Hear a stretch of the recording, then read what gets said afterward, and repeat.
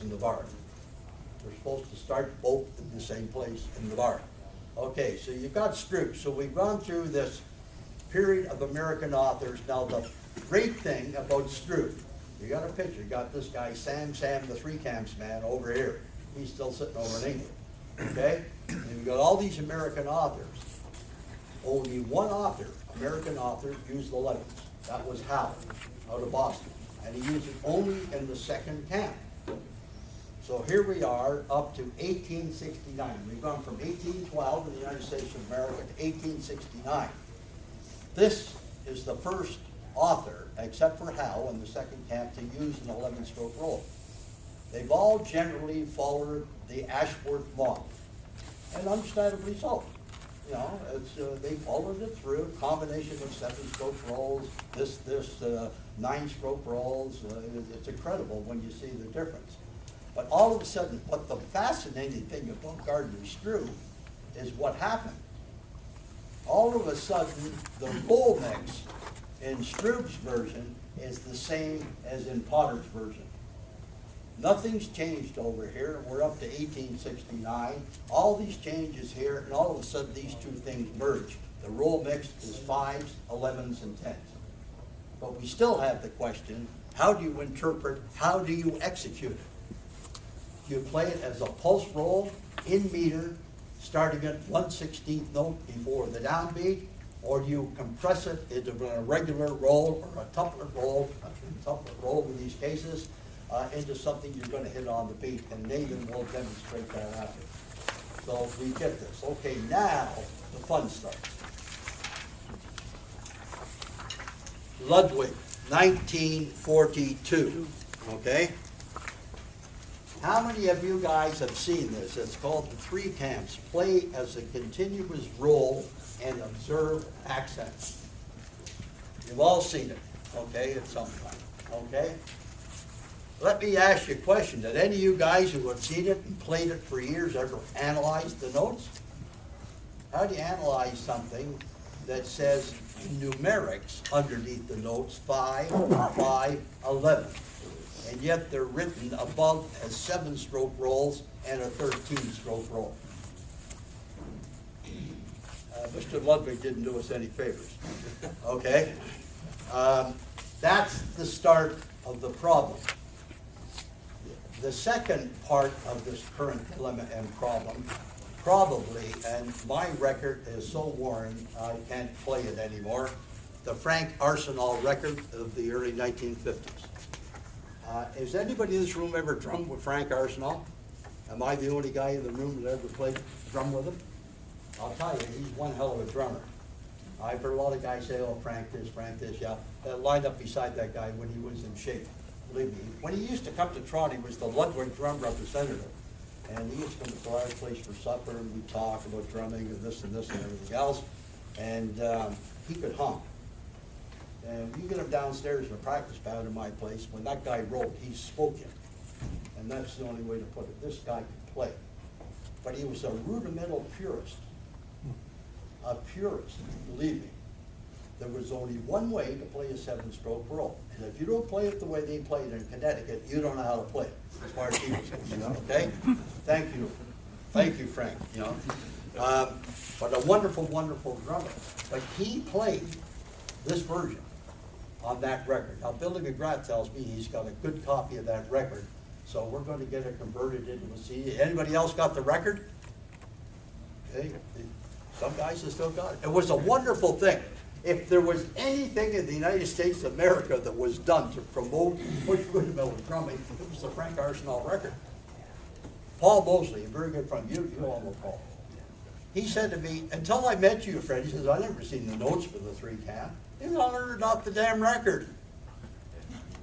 Okay, fine. And a lot of people in this room learned it off the record, or by your buddy telling you this is the way it's played.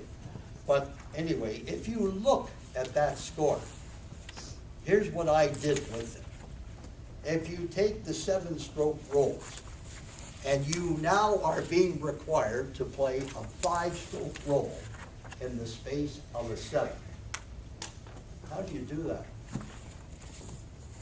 How do you play an 11 in the space of a 13. I'll tell you one thing, you're not going to play it in common time. You have to convert it. The roll velocity changes. It's not compression, as we'll talk about later, it's decompression. You've got to roll at a slower speed than they've got on here. So you have to take the fives and you have to convert them to some tuplet form, and you have to get yourself out of simple time. That's why some of these guys play this lazy version in 12/8 time, which the scores is in the back here. But this is what that meant. You went back and converted the sevens to a 5, but you had to play it in tuplet form. You have to take the 13s, compress them back to an 11 with a different roll speed, but you had notation, you had to convert it. This way of writing it as a 7 and a 13 with 5s and 11s under it, I don't know how anybody can figure that out, okay? But that's something for you to look when you go home. That's the start of the current modern problem, okay? Let's look at the next author, okay? Good old Mr. Moeller. Everybody here, how many guys got the Moeller bucket? Some of us. We studied the 1956 version. My old Moeller book from the 30s, somebody with light fingers that disappeared at a drum clinic somewhere. So anyway, I got the 56 version, okay? And if you look at it, it's really interesting because Moeller writes in a different sort of style if you really take a look at it. And you can make the case with the bars with the pens, you'll question the number of notes that are in a bar. But that's okay. Moeller's another great author who made a significant contribution to North American rudimental history. There's no question about it. It's just a wonder. His pictures, you remember the guys who got the book where they slowed the camera down so we could show you what lifts and levels were all about? It's a great, great book. It's a great teaching book. You can still use it by today's standard. So we've got good old Gus Moeller. I wish Dick Ananasio was here because Nick has met Moeller and he knows him. Here we go for another part of the problem. Vincent Mott. You ever heard of a book called The Evolution of Drumming? It was written by Vincent Mott, who was the professor or whoever in charge of percussion at the University of Miami. This book is 1957. If you look at it, it's called The Four Camps. In the first one, he literally copies the 1942 Ludwig version of play as a continuous roll at 120 counts per minute. Now this, and then all of a sudden, you get down to the third line up from the bottom. This professor in charge of percussion didn't tell you he's now going to let you play in 12/8 time, but that's okay. Yeah, no tempo marking, no metronome marking or anything like that.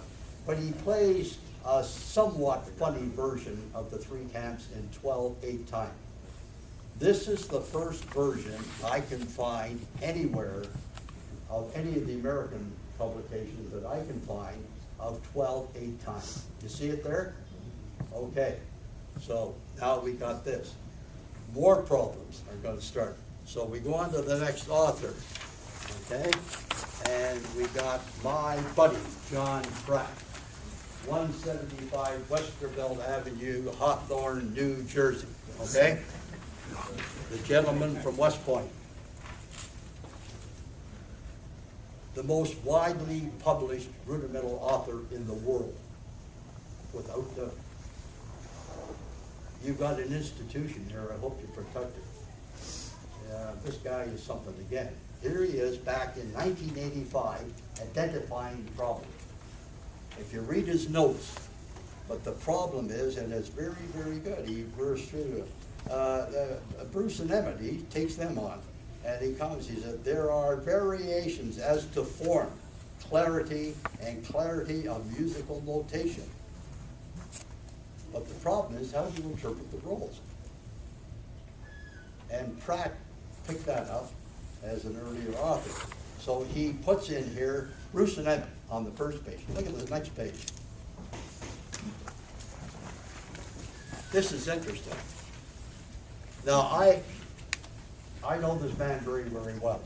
There's not many weeks go by I don't talk to him on the telephone. He's not well, as many of you, as you know. John has told me, ever since I first met him in the 1950s, Brad, I'm telling you, these guys from Connecticut and the company of pipers and drummers, they got this triple, this three feeling to the three camps. And it's easy to get it. You get bum, bum, bum, da da da da da da dum. You know, it's easy to do. So John writes it in modern triplet notation. Look at the notes. So, the first bar, take a look at the first bar.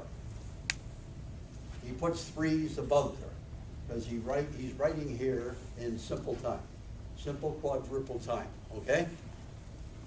So I kidded John, I said, okay, I'll tell you what I'm going to do, because I know I was coming here. I said, what I'm going to do is take 2 threes out of the first bar, change the time signature from 4/4 to 12/8, and that's what it is. Okay? That's the precursor to a 12/8 version. We've given you a score in the back here that's written for 12/8 time. John said, not how you said. And then he said, yeah, that's right. He said, that's what I meant. You know, okay. You know? But there it is, okay, in triplet notation. Okay? So, it's really interesting to go through this. You study J. Burns Moore, you go all the, what I call the modern American authors. And it's really something, because what you do is this. And Nathan's going to demonstrate this. And if you got sticks or something, tap along with it, please. It's very important to understand. So here you go. We've gone back to Sam Potter in 1812 and Ashford. You remember? Okay? 2 Brits. One comes over to the United States, one's still over there. Sam, the free camps man going down here, nothing's changed. All these changes have gone on and on and on and on. And where are we with all of this? Somewhere, somebody's got to draw a line in the sand. I'm sick and tired of traveling the way I do with my buddy here. It's his turn to drive the old man now. And I just don't want to enter into these debates about the 3 camps. So let's talk about it. Now let's get involved in this kind.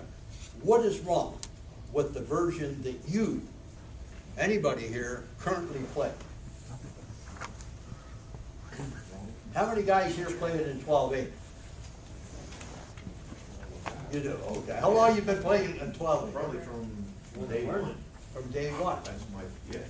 The continuous roll concept. Yeah. Okay, but you ever look at the Ludwig story? No? Actually, I don't think I've ever seen a Ludwig. Yeah, it's out of the Ludwig Book of Souls. There's a bibliography in the back, okay? And I'll tell you where you can get a lot of these publications. You know, Fred, I think even if you've seen that, if somebody just plays it for you, Right on. You said, even if it's that Ludwig version, you tend to play the 12/8 feel. The feel, I agree with you, okay? But I'll tell you, the one that sounds great is Potter or Stroop at 108 counts to the minute. Bump, zip, zip, zump. It's beautiful. The 12/8 version. Can you imagine the American Civil War? You're in the Union Army. This dude's going to wake you up playing 12/8. Christ, you go back to sleep. You know? It doesn't work. That's what I told them at the Heritage Concert. I said, you're going to put everybody to sleep here. I think it depends on the tempo, right, Fred? Right. Yeah. Oh, yeah. Oh, yeah. So anyway, so here we go. We're at the end of this, and we're going to do some demonstration. I want you to ask questions, because when you go home, you're going to say, only a guy that came will be silly enough to call him and look at all this. So it's very interesting. But we have this situation. We have a matter of notation. And we try to definitively conclude from the early authors what they meant, without compromising what they meant, because we may never know what they meant. Okay? We've got a notation issue. We've got a tempo issue. Everything comes down